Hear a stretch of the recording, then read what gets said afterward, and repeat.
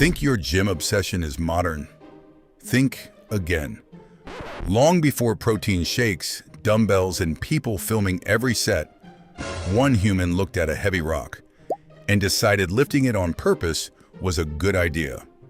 But why? Who was the first person to train when there was absolutely no gym to go to? At first, humans only got stronger by surviving, hunting, climbing, dragging animals, running from predators. That was enough. Nobody exercised just to exercise. Then something changed.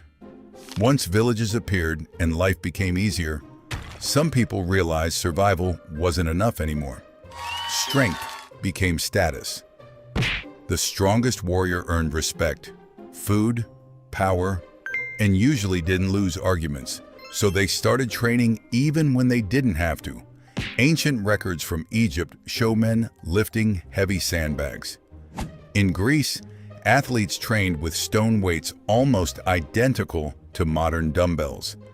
Even Milo of Croton, one of history's strongest men, supposedly carried a young calf every day until it grew into a full-grown bull. Congratulations. Progressive overload is over 2,500 years old, so there wasn't one inventor of working out. It happened the moment humans stopped lifting things because they had to, and started lifting them because they wanted to become stronger than everyone else.